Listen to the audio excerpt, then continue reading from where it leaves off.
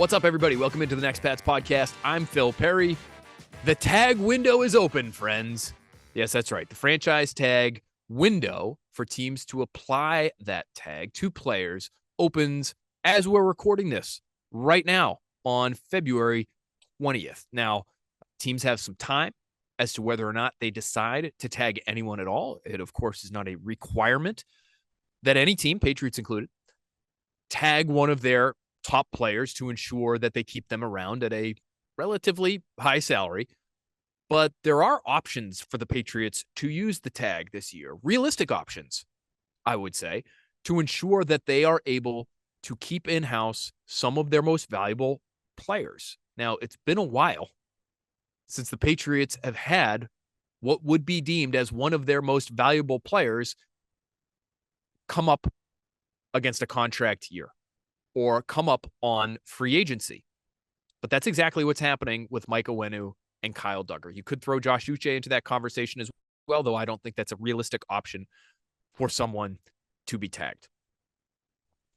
The reason I say it's been a while since we've been in this spot, or at least it feels that way, is because the most realistic options, generally speaking, for the tag are players who are coming off their rookie deals and about to hit free agency. Veteran players who are about to hit free agency tend to, because their salaries are higher than those that are coming off of rookie deals, they tend to be extremely expensive on the franchise tag. Here is the franchise tag rule in terms of how these things are figured out. Franchise tag is, of course, a one-year tender of the average of the top 5 salaries at the player's position over the last 5 years. So we won't do that math here, but essentially the idea is you're paid among the tops, among the best of the best at your position, or at least among the most highly paid at your position for 1 year. And that number is fully guaranteed for 1 year. Players, generally speaking, don't love the idea of being on the franchise tag because it doesn't provide much in the way of security. While it might pay you a fair amount for one season, if you are that caliber of player where a team is entertaining paying you that amount for 1 year, odds are, if you were to hit the market and be available to be signed to a multi-year deal, you would see much more than the 1 year franchise figure in terms of guaranteed salary over a 3 or 4 year new contract. So for guys like Kyle Duggar or Mike Onwenu, that's how their tag figures would be figured out.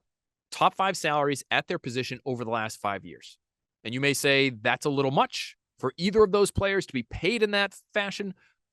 But again, it's your way of maintaining the talent that you have on your roster if you're the New England Patriots or any other team. You don't want those guys to get to free agency. You prevent them from getting there by assigning them the franchise tag. On the offensive line, there is no specific left tackle, right tackle, guard, center, franchise tag number. All linemen are lumped in together, and the franchise tag is projected to be for 2024 about $20 million, $19.9 million. That's a lot for 1 year for Mike Onwenu, who may be more of a guard than a tackle, though I think he is a completely satisfactory tackle, and the Patriots need him. They need him to stick around because they are so bereft of usable players at that particular position, one of the most important in football. The safety tag, meanwhile, is worth $16 million, $16.2 million. Again, that would pay Kyle Duggar as a top 5 safety in football based on average annual value. Is he one of the best 5 safeties in football? Not for my money. The Patriots love him, though, and they believe he's one of the best safeties in football. They believe he was worthy of, for instance, Pro Bowl consideration for his performance in 2023. And I understand why they value him. Does all the right things on the field and off, hard worker, plays through injury, incredibly physical, sets a tone on the defensive side. And for a Patriots defense that is known for its physicality and its ability to bully opposing offenses over the course of the last few years, known for their aggressive mindset, they play a lot of man-to-man coverage, they blitz a lot, they like to go downhill, stop the run, and they trust their coverage players, generally speaking, on the back end to hold up. That's how they want to play. Kyle Duggar fits that mold. Jabril Peppers fits that mold. I think they would love for Marte Mapu to fit that mold, though I'm not sure that they're sure about his fit in this defense. And so there is an argument to be made that Kyle Duggar is worthy of the $16 million, just in the same way that there is an argument to be made that Mike Onwenu is worthy of the $20 million because of their fits here in New England. With Onwenu, it's more specific to the need at the position. That's not the case at safety for the Patriots, and it might be why they're not willing eventually to tag Kyle Dugger in the tag window. But he does fit their defense, and he fits it nicely. And if they are hoping to develop a young core of players, at some point they are going to have to re-sign their own, right? You can't just continue to draft 4 years, wash out those draft picks. Draft 4 years, wash out those draft picks. Free agents here, free agents there. They're here for 2 or 3 years, wash them out. You want some sort of long-term identity with this team if it's going to be building towards something. And of course, you need to hit in the draft. But these are a couple of the rare hits that you've had over the course of the last decade, Onwenu and Dugger.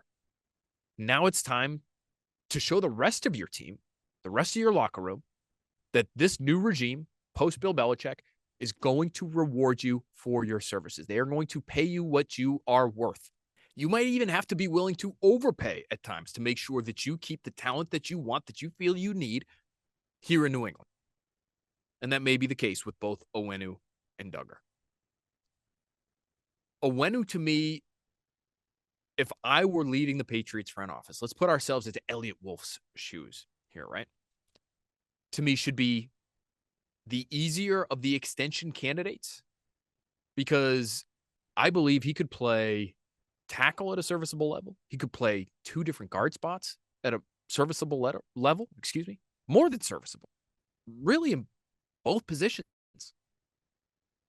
And so that's someone you should want to keep around. Now, he should want to hit the market and see what the market will bear for his services.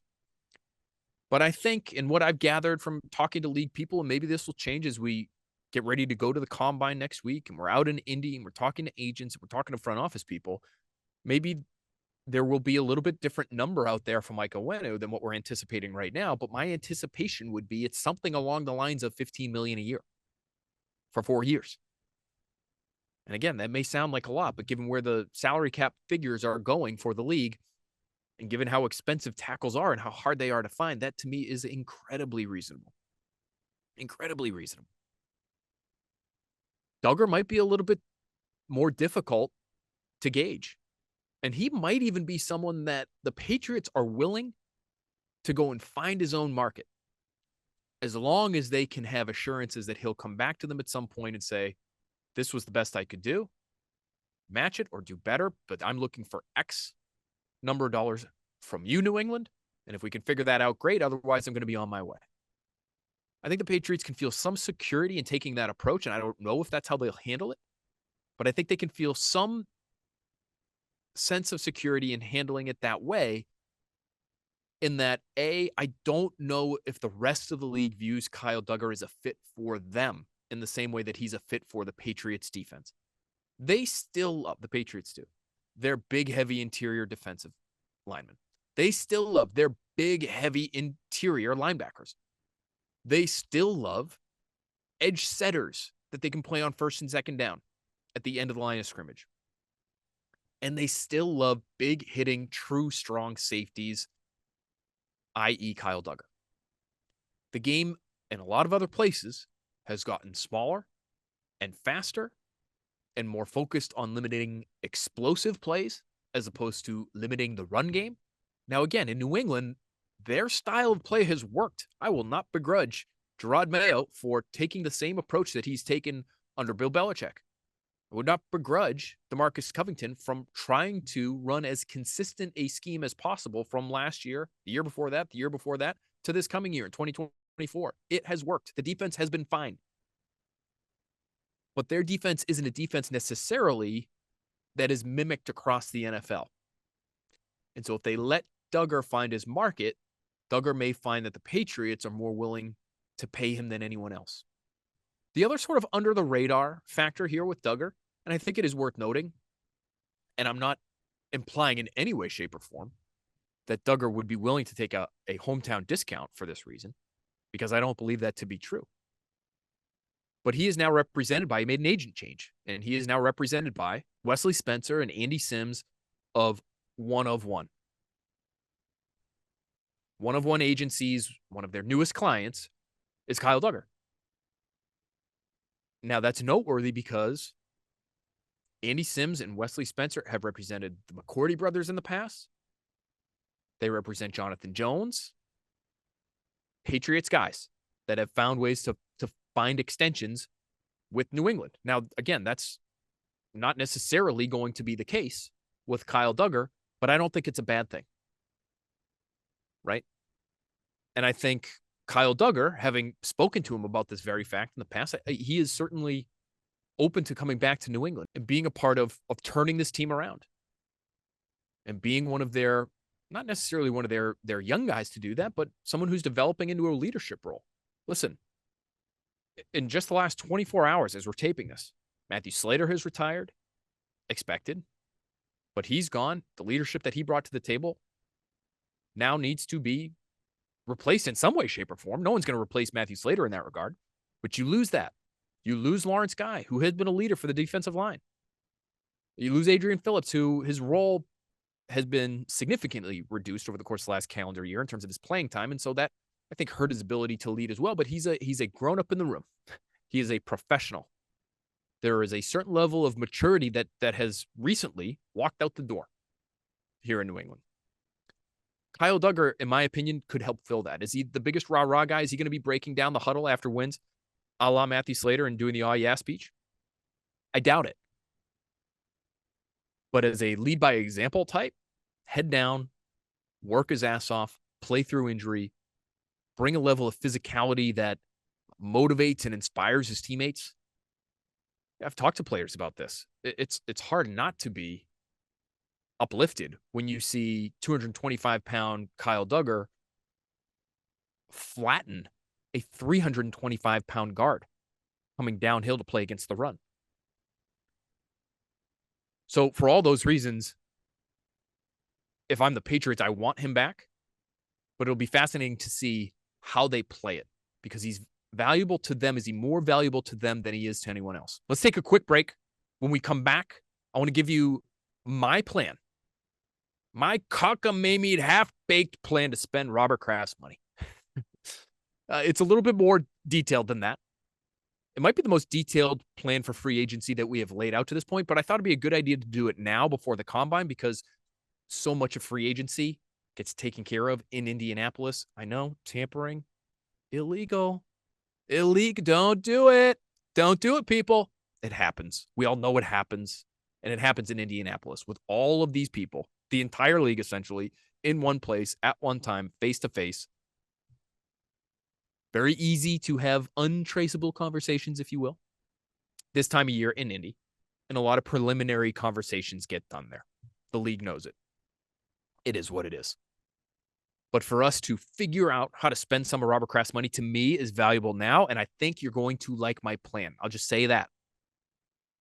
I'm biased. I'm assuming. But knowing you the way I know you, dear listener, I think you're going to like this plan. So we'll talk a little bit about that. We'll hear from both Jonathan Jones and Ted Karras, believe it or not, to tell us about both of these players that we've been discussing as franchise tag options, Kyle Duggar and Mike Onwenu. Ted Karras, of course, played with Mike Onwenu briefly early in Onwenu's tenure here. And Jonathan Jones knows Kyle Duggar as well as anybody on the Patriots roster right now. So we'll hear from them. We'll spend some money in free agency. We'll do it all after the break. All right, let's get down to burning some cash, shall we? After releasing Lawrence Guy now and Adrian Phillips, the Patriots freed up about $6 million in cap space on February 19th, on Monday of this week. If they were to release J.C. Jackson, and the expectation from me, I haven't been told this, but I'm anticipating that J.C. Jackson will be released as well, which could free up about $14 million on top of the $6 million that they freed up earlier this week.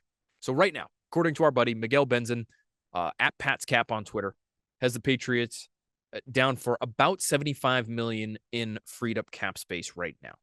Add J.C. Jackson's savings to that, now you're looking at almost $90 million in cap space. How are the Patriots going to spend it all? Here's one man's idea. I'm starting on the offensive side, okay? Let's go with Calvin Ridley at $16.5 million per year. Borderline number one receiver, 1,000-yard season last season after missing an entire season in 2022. I think he has real upside, even though he is not necessarily a quote unquote young player. I think in terms of football years, he still is. And he can play all over the formation. If you need him to play inside, you want him to play the Z, you want him to play the X, he has the ability to do that, has some real juice. He gives you more, in my opinion, than somebody like Michael Pittman, who might be the better, more effective receiver. I'm not completely ruling that out, but he brings a different athletic skill set to the table than Pittman does. T. Higgins, of course, I think is everybody's pie in the sky option at receiver. My guess is he gets tagged by the Bengals, who want to keep their Super Bowl window open, want to try to keep that core together as best they can. So if he's not available, and if you don't love Pittman necessarily, would you be open to Ridley? I am, at $16.5 million per year. And of course, their first year cap hits are not going to be what their average annual value will be in the contracts that I'm listing here. These are my thoughts on how much these guys might be able to command. But for example, if Calvin Ridley makes $16.5 million per year, his cap hit in year one might be around 8 or 9. In my opinion, again, this is realistic. Now, this would be an incredible amount of guaranteed money out the window for Robert Kraft. But when we're working off of the cap and we're working off of what we think are realistic average annual value figures, I think this is a realistic plan. I really do. It's just a question of how much in the way of actual dollars are the Krafts willing to spend. Calvin Ridley, $16.5 million per year. Then we're going to tackle Mike Onwenu, $15 million per year. We already talked about him. Jonah Williams for the other tackle spot. I ain't reserving a left tackle spot for a rookie that I take at the top of the second round. I'm sorry, I'm not doing it. So if you are someone who's interested in trading down from 3 overall in the draft, acquiring capital because you don't love the quarterbacks at the top of this year's class, and you want to draft Joe Alt in the first round after trading down to 8, for example, okay. I'm willing to entertain that possibility. But before I even get to the draft, not knowing what's going to await me at the end of April in free agency, I want to have that spot covered. I want to be freed up to make whatever is the best possible choice for my team come draft weekend. I do not want to be backed into a corner with one specific position. The best way to do that is to try to address all of your glaring needs in free agency as best you can so that you can at least field a team. The Patriots need 2 tackles. They don't just need 1. They need 2. And so Mike Onwenu would be one. Jonah Williams would be the other. Has played left tackle, played right tackle last year. He might require $16 million a year, and I'd be willing to give it to him. Now you at least know you have 2 starting caliber professional NFL tackles. That's what I'm shooting for if I'm New England this offseason. Let's stay on the offensive side of the ball. Hunter Henry, bring him back. Good leader the last few years. I think he might have to be open to something of a pay cut, unfortunately for him. But he was on a deal that paid him about $12.5 million per year. Might be closer to 10 right now. Maybe you get him for a deal that's worth $20 million total over 2 years. Still not a bad deal. Somebody who, again, gives you some leadership, gives you an adult in the room. Let's stick on the offensive side for another signing here. Are you guys taking notes? You keeping track of all this? Jacoby Brissett. He is your slotted number 2 quarterback for 2024. 1 year, $8 million. That's what he was paid this past year in Washington. I think you could come up with a similar deal. Bring him in. He's your caddy for your young quarterback. This is, of course, if I'm the Patriots, you're making these decisions, understanding where you sit at the top of the draft at 3 overall. You're going to like a quarterback who falls to you at 3. If you don't know that, then maybe you have to invest further in that position, or maybe you have to make a trade like one that we've talked about before here at NBC Sports Boston. Maybe you're willing to, early in the process, when the new league year begins, give up a 3rd round pick for Justin Fields, just to make sure you're really covered at that position. And you feel like there's some upside there and you want to see what he can do, and you want to drop him into a spot that has a little bit more talent around him. The scenario that I'm painting with these free agent signings is one where it is assumed that they will like a quarterback at 3 and that they're planning on taking whoever falls to them there. If that's not the case for them, they've got to have contingency plans.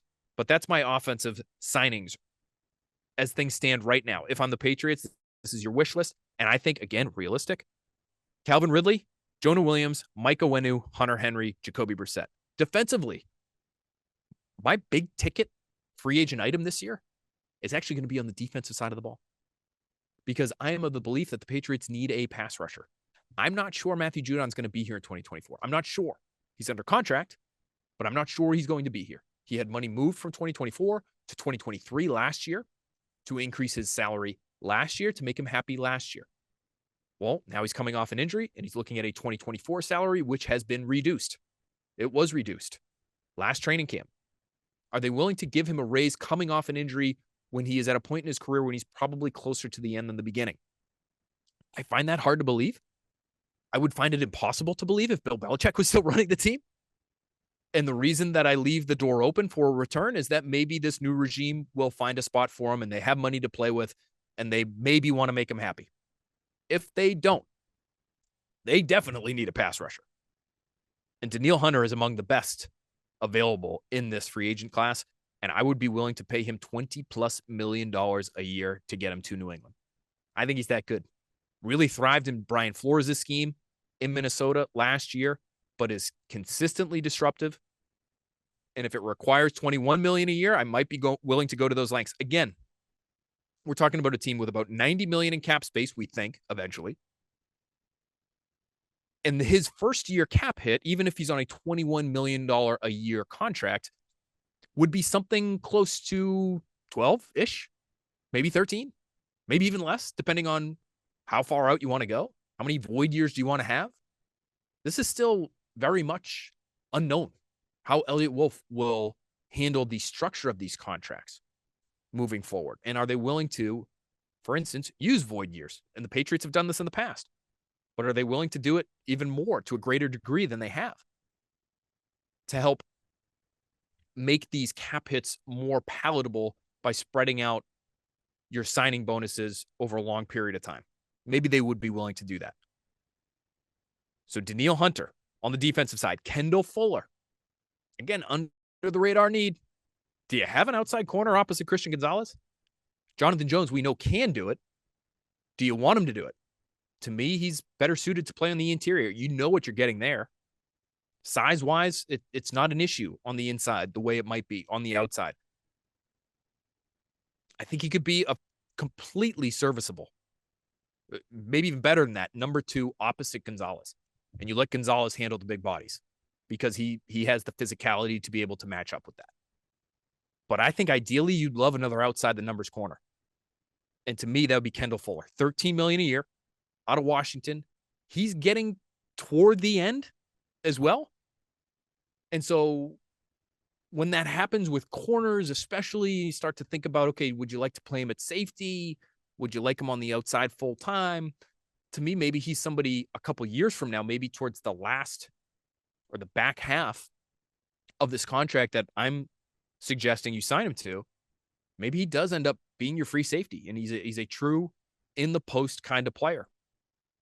He is thought to be really smart, high football IQ, tough, can do a lot of the things that the Patriots have liked over the years. But for me, in 2024, he would play opposite Christian Gonzalez. And so that's it. Those are the big ticket items.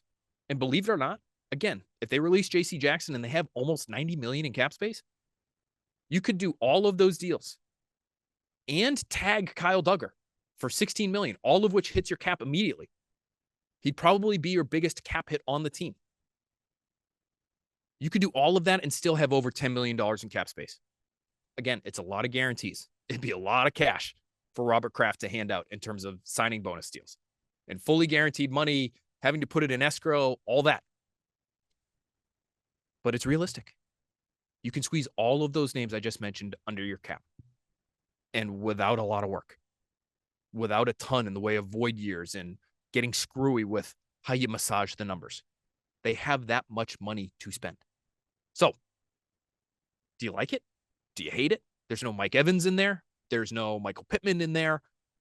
There's no Dalton Schultz in there. There may be free agent names that you love that you feel like are better fits than I do. And so if that's the case, let us know in the comments on YouTube.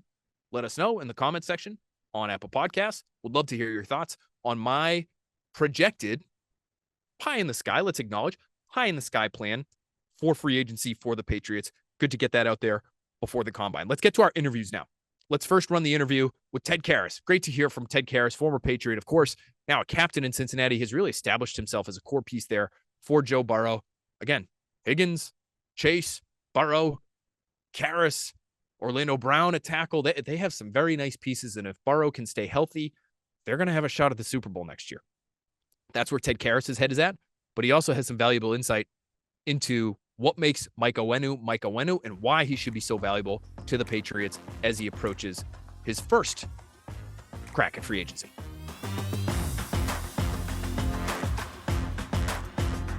We're very excited now to have with us on Next Pats former Patriots offensive lineman, Cincinnati Bengals captain, Ted Karras. Ted, thanks so much for being with us, man. Thank you, Phil. It feels like old times. It's great to see you again. It's great to see that you have been nominated for the Walter Payton Man of the Year Award presented by Nationwide.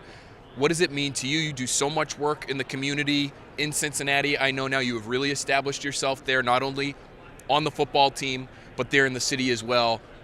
What's this mean?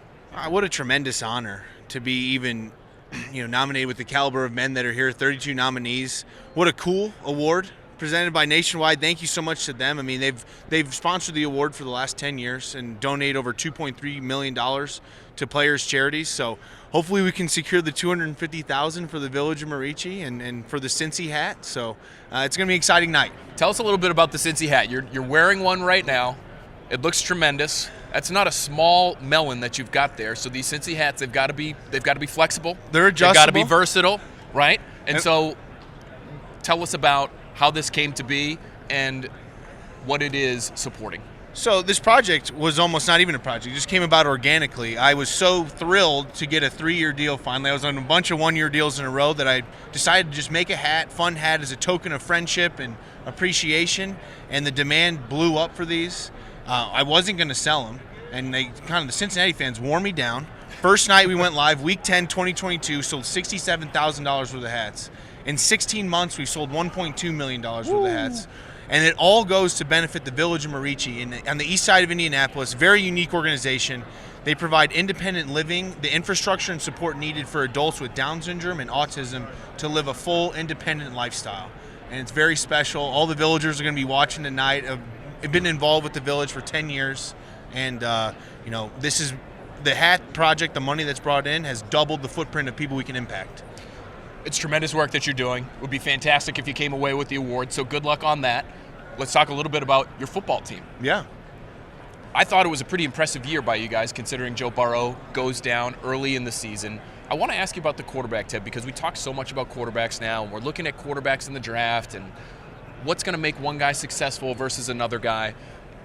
We can see on TV, right, what Joe Burrow brings to the field physically. Great thrower of the football. He's a pretty good athlete too. But there's clearly something there with Joe that makes him special in terms of his demeanor. Yep.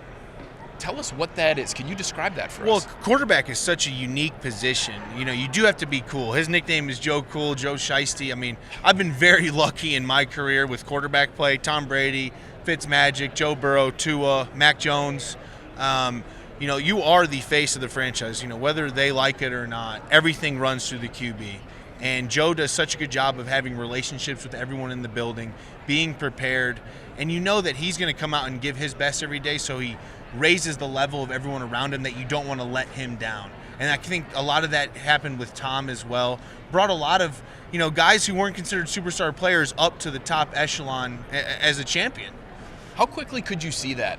I'm wondering because as these players get scouted, right, they're about to go to the combine, they'll do all their visits, the same things you did. Boy, you're almost 10 years in the league now, my friend. Going on 9 here. Unbelievable. But all those things that you had to do to sell yourself to the league. I'm wondering, can you see that quality that you see in Joe in a process like that, or is that only something that you can find in the huddle in the middle of a game? I think you find that more in the locker room. I think to really bring a player in, this is a performance business, so they better perform well. I mean, you can be as cool as you want to be, best leader of all time. If you don't perform well, you're not in the league. There's a mix of that. So I think when you're looking at a QB, obviously don't take one with any huge red flags. But if he's decently cool enough and performs well, I think you got a good shot at having a good player. I want to ask you about your offense now because, again, big-time transition in New England. Looks like they're shifting away from that which we have watched for the better part of a generation, really, Ted. And they're adopting what looks like a Shanahan-style scheme, Shanahan-McVay. They always get lumped together. You play for a coach who worked under Sean McVay. What's the biggest difference between that West Coast-based, I would say, system versus what you were familiar with in New England? I think the fluidity of rules going into a game plan. I think that the Patriots offense was formed over 22 years of continuity, and there were rigid rules and standard operating procedures that had precedent 15 years ago. So that's how we learned it. Where when I got to Cincinnati, it's more of a fluid system where we tailor our protections and our scheme, maybe to negate some of their best players, negate their best scheme, still have our core stuff that we do, but just have a little bit more malleable of an adjustment type game plan. Do you think that fluidity can make it easy on a new quarterback or a young quarterback? I think with Dave Andrews in there, it will really help with this new offense. I think that it'll be really fun for him to kind of learn a new as we stare down the last couple of years of our career. But I think that would be a big help to a new QB that comes in. I think any offense as a rookie quarterback, there's going to be some ups and downs. I mean, this is a tough league, but we made the playoffs in 21 with Mac Jones and the guys around him. Obviously, that defense is stacked. So I think with Dave and some of the veteran guys on offense, no one's going to have any problem. Do you like the system because there's more on the center? One of the things that we've heard over time, and of course this was the case with Tom Brady, probably a little bit different with a rookie like Mac Jones in 21. But one of the things you hear about this Patriots offense is that, boy, there's a lot on the quarterback's shoulders, snap to snap to snap. Is there more on the center's shoulders in this kind of offense, and do you appreciate that, playing that position? I do appreciate that. I think center was a great fit for me as I've evolved in my career, and it's not so much. I think the reason the Patriots offense had so much on the quarterback was that it grew up with Tom for 20 years. So it was Tom's offense, Tom and New England's offense. So obviously he knew that back in front. He was the general of that. And as you transition now to a new guy, a younger guy, you're going to have to lean on guys like Dave, guys like gosh, I don't even know who's left there on the O-line. So it's to use your word, it's fluid. Yeah, right now. Yeah, so they don't have a tackle under contract right now, Ted. I think Cole Strange is a guard that should be coming back, although he just looked like he had a serious Big Mike injury here at the end of the year. coming up with Mike Onwenu is going to be a free agent. So we'll maybe see him in stripes, I hope. You going to make your pitch right now? Why should the Patriots want him back? I think Big Mike is a fantastic player. He's a four-position player, kind of a top 10 guy at four positions. So, anywhere you want to put him, he's going to go out there and have success. Great guy, great team guy, works really hard, and a guy I have a lot of respect for. How much stress could it put on David if they are moving a lot of pieces in and out around him? I mean, you mentioned changing an offense late in his career. The guy's been in, it looks like will be in 4 different offenses over the course of the last 4 years. And that's tough, and that's, I think, anti to what made the Patriots so successful. They had 22 years of continuity, the same scheme. I mean, we were getting installed plays from 2007, when we're learning the offense. So, I think that he can handle it. It's going to be a fun way to, kind of, I don't know if he's going to end his career, but as we look down, the latter half, I think it'll be a fun project for him. He's going to get to meet some new guys, learn a new football scheme. I know he's a huge football guy, so that's going to be fun for his education if he wants to coach after. So I have no worries at all that Dave's going to rock the house. I have one last question for you, because you are, in my opinion, you are an old school guy in a lot of different ways in terms of how you approach the game and your intensity and your work ethic. And we talk often in New England now, with Bill Belichick gone, about a culture change. And do you have to treat players a little bit differently in 2024 than you did in 2004? Because they respond to criticism or compliments a little bit differently now than they did 20 years ago. How do you see the game changing in that regard? Do coaches have to handle players differently? And does Gerard Mayo have to be more of a guy who puts his arm around people as opposed to a guy who's calling them out in a team meeting, for instance? See, I think that is a little bit overblown with the culture of football. It's still a cutthroat performance business. You're going to be told when you do the wrong thing. Maybe Bill took that to the extreme, for 22 years. But I think Gerard was such a great hire because you're not throwing away 20 years of that culture. He played there for 10 years, was an all-time great there. I think, obviously we need to modernize a little bit, but I think the overblown thing of players aren't tough anymore maybe just gets a little too much steam in the narrative. So I think guys are going to respond to Mayo nicely, and it's going to. You guys are coming to Cincy this year. I'm never counting the Pats out. I'll tell you what. I got I am fired up to come to Cincy to see you play against the New England Patriots, and I might bring. It looks like I have a Cincy hat you here, have a Ted. Cincy hat. This is fantastic. What an athlete I was there to be able to catch that mid-interview. Oh, that looks great. That looks great. Ooh, the orange on the black. Yeah. I feel a little bit cooler just having thrown this on. Ted Karras, congratulations again on your Walter Payton Man of the Year nomination. Good luck, and we'll see you next year, my friend. Thank you so much. Great stuff there from Ted. Appreciate the hat. He's doing a lot of great things there in the community in Cincinnati, obviously on the field with the team as well. But one of the smartest guys that's come through Foxborough over the course of the last decade or so, and that's saying something. They've had a lot of big brains in there, really highly respected, such a high-level work ethic player, has gotten so much out of his physical ability, 6th-round pick years and years and years ago. I'm not sure anyone could have projected that he would have the kind of career that he has had. But it also should come as no surprise, given how smart he is and how hard he has been willing to work. So we really appreciate getting the chance to catch up with him on Radio Row a couple weeks ago in Vegas. Let's get to our conversation now with Jonathan Jones. Again, who knows Kyle Duggar on this Patriots roster is currently constructed? Who knows Kyle Duggar better than Jonathan Jones? And two guys that I think are sort of cut from the same cloth. Soft-spoken, very bright, very tough, very hardworking, everything you really would want. And so if the Patriots figure out a way to keep Kyle Duggar, whether it's on the tag or some other fashion, it wouldn't surprise me. It wouldn't surprise John Jones either. Here's Jonathan Jones on a variety of topics, including his buddy, Kyle Duggar.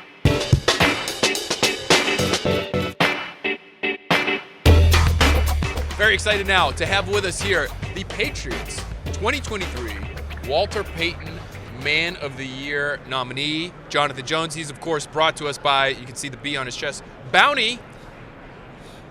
And everybody knows you can't have football without wings. You can't have wings without Bounty.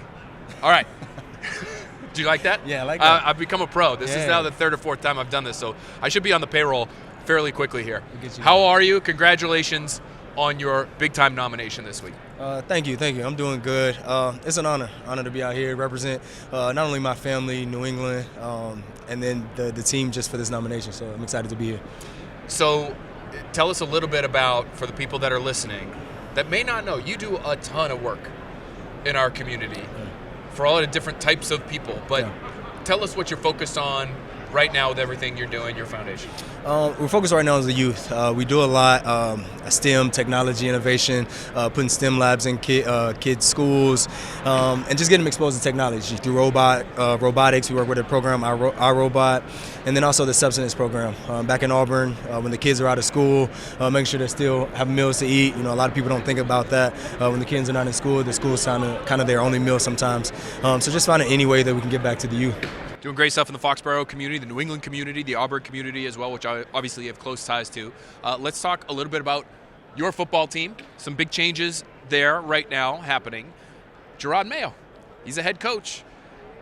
You came into the league, and he was still Jerod Mayo, thought of as a player. He soon was a member of our team at NBC Sports Boston and doing TV with us, but you obviously have worked very closely with him as he's sort of helped lead the defensive side of the ball for you guys the last couple of years.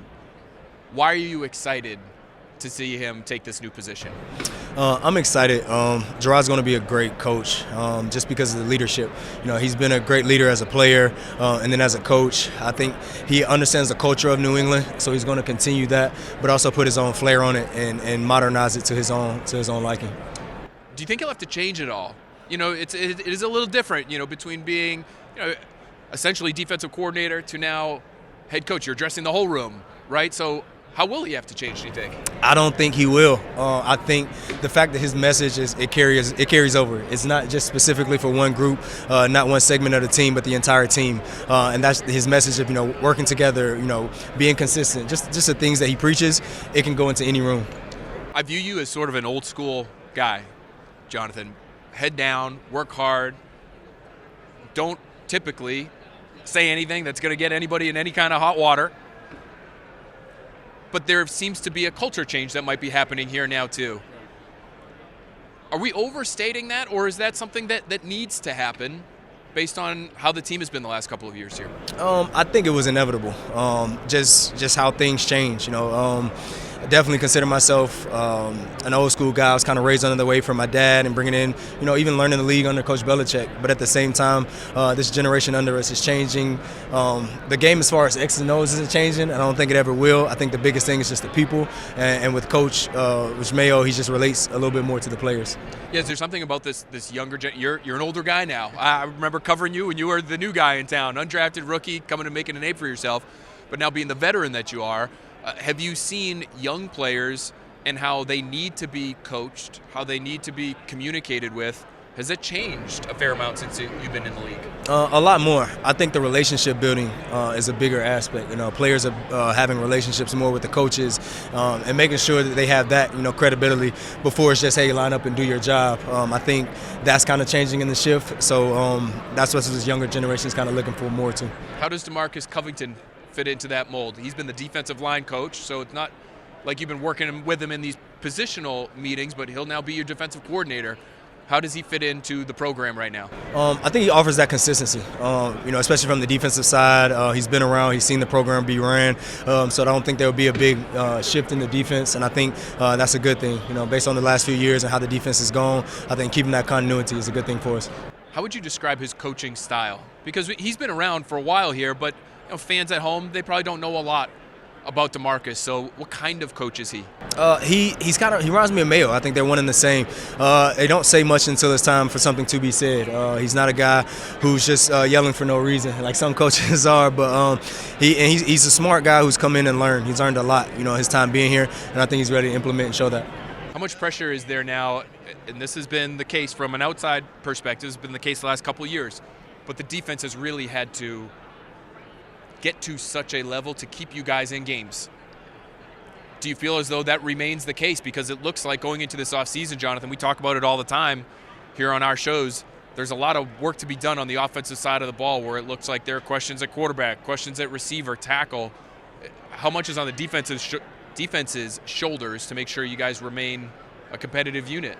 I think the biggest thing is just getting a roster, getting all the guys that we're going to have in there and getting to work. And I think you don't know what you have until you get it in there and start to work. And I think that'll be the big step. This spring, once we see what the roster is, those guys get together, come in there and just work. I don't think they can start the season off with a blame versus offensive defense because, neither has earned that right. But I think, as far as defense, our job is to continue, what we've been doing and try to continue to improve. You want to play on the outside again this year? Because you got a great young corner in Christian Gonzalez. I think some questions sort of on the other side when it comes to the outside the numbers type of cover guy. Is that going to be Jonathan Jones that we see out there? Are you going to be back? Who knows? Who knows? The beauty of my career has been here is I got to do so much. So week in and week out, I could show up one week, be inside, outside, be at free safety one week, and just play at a high level. So I think I'm just ready to get out there and play some football. I want to ask you about two younger players on your roster on that side of the ball. First I want to ask you about is Christian, who I just mentioned. We saw some videos of him recently working out with Steve Smith, who looks like he can actually still move. Somebody might sign that guy if he wants to take a break from his media job now. But how special do you think he can be? We only saw him for 3 or 4 weeks last season, but what he showed us in that short time frame was really impressive. Yeah, the sky's the limit. He's going to be a special player in this league just because I noticed it when he first got in there, he was very cerebral. He took in the game, all the questions that he was asked, he had the answer to them. And then once we got on the field, his stature is one thing, but the quickness that he has at his stature, you don't see that in a lot of guys, and so he's going to be special. The other player I wanted to ask you about, I think he has some similarities to you in some ways, honestly, Jonathan. Soft-spoken guy, but obviously very smart. High football IQ, doesn't mind hitting. Kyle Duggar. Yeah. He's set to be a free agent. How important is it to the Patriots to work to bring him back to New England? I think a lot. Doug has been a centerpiece for us on the defense, especially since Devin left. And he's played a pivotal part on the defense. And so guys like him doesn't come around often. And so he's one of those old school football guys that, don't mind getting out there and knocking someone out. I've seen him knock out a couple of offensive linemen. So, you want a guy like that, a tone setter on your defense. What's his best fit in the defense? Because you mentioned Devin McCourty. Doesn't feel like you guys have had like a true full-time man the middle, free safety type since Devin left. You have a lot of guys who can do it. You mentioned yourself. We've seen Kyle play in the post, Jalen Mills, Jabril Peppers. So you have a lot of different guys that you can work in and out of there. But what's Kyle's best fit? What's his best role in your opinion? Man, he's in the action. He's that guy down in the box, covering tight ends, fitting on the run. He's the guy doing that. I mean, you want him doing all the dirty work you can as a safety because that's what his skill set is. And so you give him that opportunity, man, he's going to be a playmaker. He's going to be a playmaker. I remember you saying he likes to be in the action. Yeah. Reminds me of something that Patrick Chung, I remember telling me when he came back to New England. Yeah. I like to mix it up. Yeah. That's what he told me at the time, Yeah. and that ended up being his best role. It sounds like Duggar, a little bit similar in that regard. Definitely. I mean, him and Jabril, him and Pep, they have that same skill set where they love to be in the action. They love, like I said, to be around the ball, flying around, fitting on the ball. So they definitely love that. All right, Jonathan Jones, thank you so much for spending some time with us here. Thanks to Bounty, and good luck. Hopefully you come away with some hardware. The Patriots, Walter Payton Man of the Year nominee for 2023. Well-deserved. Thanks again. Thank you. It's a pleasure. All right, great stuff there from Jonathan Jones, from Ted Karras. Appreciate both of those guys talking to us on Radio Row. Good chance for us to get into the tag discussion now that the tag window has opened. We'll see how the Patriots handle it. We'll see how the Patriots are thinking and feeling and gauge their temperature on a number of different topics when we go to the combine next week. Free agency, the draft. This is really when the rumor mill and the buzz starts to churn. It's a incredibly fun time of year to cover the league and to cover the Patriots specifically, especially because they have all this change going on and there is so much new. There's a lot to glean. There's a lot to try to figure out at this point in time if you're like me and you're covering this team. I know that you, because you're listening to this podcast right now, are after that kind of information. We're going to give you even more before we get out to Indy. We're going to do a little combine preview later this week, so keep an eye out for that on the next episode of Next Pats. Been a lot of fun this week. Thanks to you all for listening. Thanks to the Skull Crusher, John Henry, for producing this thing, putting it together as he always does so adeptly. And we'll talk to you very soon in the next couple of days.